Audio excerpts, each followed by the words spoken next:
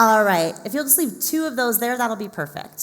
So now I have the pleasure of welcoming to the stage one of our other industry partners from FIBEP, Christophe Dixon, to talk about copyright. As everyone is using large language models and talking about generative AI, this is increasingly important. So Christophe, you have the stage. Thank you so much.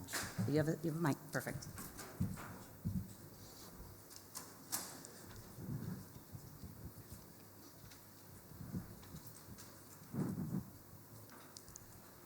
Okay, so copyright. I know that you all think this is the troublemaker. I am the troublemaker. But I love cheese too, and I love wine. But I can be disruptive, and I would like to be disruptive today, and even more forward thinker regarding AI and copyright. I mean, I am here to support the idea to work jointly on copyright with EMEC.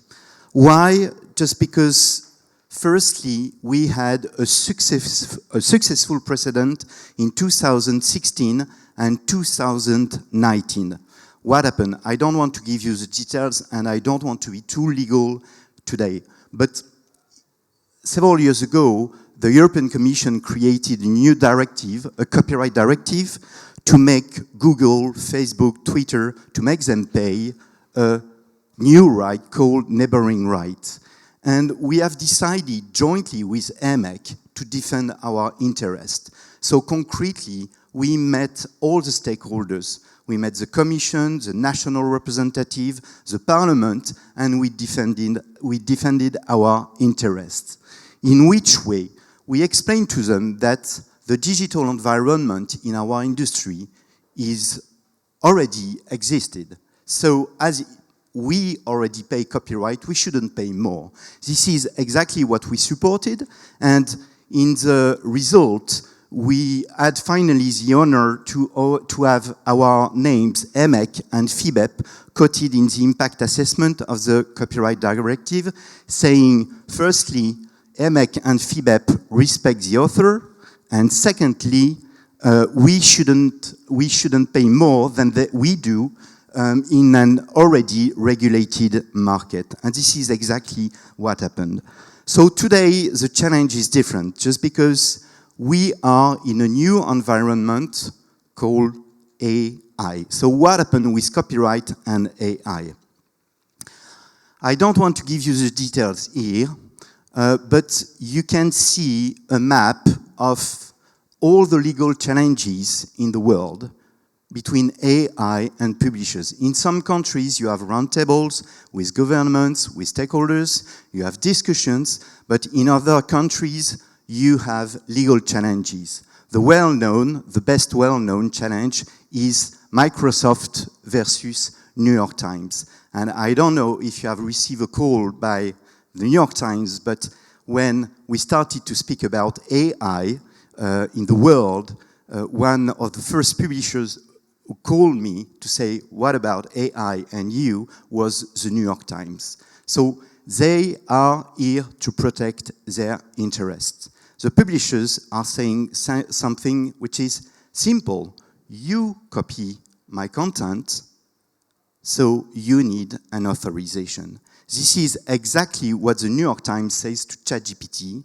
This is exactly what usually all the publishers are saying to the right holders, to the users we are. So the question is, what is the legal story? This is a simple view, but I think this is a very good summary of what happened in our industry. I make a difference here between, in one hand, what happened in Europe and what happened in the other countries. In Europe, we have a copyright environment which already exists. So what does it mean? It means that in Europe, when you use media content, when you input data into AI system, it can be potentially a violation of copyright. So we need to not set up new licensing models, but we need to speak with the right holders or their mandatories like the collective management organizations. First scenario, Europe. The second scenario, you have a lot of countries where there is no copyright environment, or there are a lot of countries where you have the fair use doctrine. Where you have the fair use doctrine, we must wait. We must wait what will happen. We will have court cases, and in these court cases, the judge will decide if the users have to pay something or not. So, I mean, why I am here? 1 year ago, during the copyright talks organized in Prague, organized by FIBEP in Prague, we asked all the members to know what do they want, what do they expect. What do they expect from us, from the Copyright Commission, organized with FIBEP? So they ask, firstly, for knowledge. They want to know what about legislation, what about collective management organizations models, what about the pricing, and so on. But they want to know how to proceed in AI environment, in text and data mining environment, and so on. And the members, the FIBEP members said, we want to work more closely with EMEC. More than that, we want to work with the PDLN, who represent the collective management organization in the world. So I think that we should work more together, because we are here to defend our interests, we are here to defend the market, we are here to defend our clients. So the Copyright Commission at FIBEP is here to support the members, to support the clients in a regulated framework or not. And we think that in the AI environment, we can't do it alone. I think we must join our forces to explain to the right holders what do we do, what we don't do, to be pedagogic, to explain that we are not bad players, because for ages we respect the publishers, and in several countries we already pay copyright. And finally, it is important, and this is a tricky thing, because I am fully aware that in all the countries, the legislations are different from one country to another. So the challenge is to define in the AI environment what could be the best practices in one hand, and on the other hand, taking into account the local environment. This is what I wanted to say today. This is my message.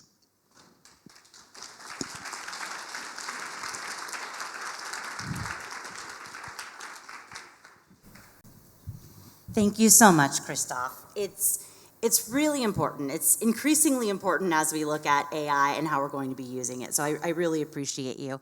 I'm going to ask, there will be a lot of discussion. This is obviously a topic that is ongoing, and I think it does require that good civil discourse that we can all come together and talk about this in a meaningful way, especially as our associations try to partner with PDLN and with some of these other groups. So we will have the copyright discussion as a roundtable for tomorrow at lunch, and I will ask them to reserve some of those questions for then, so we can get back on track, and then we will come back together, and we're going to be releasing the copyright survey results in a webinar. So I think we can expand the conversation to make sure that we are including a broader swath of the industry and the market with that approach. So thank you so much for this time here today. We really appreciate you, and we appreciate FIBEP being a really wonderful industry partner. So thank you.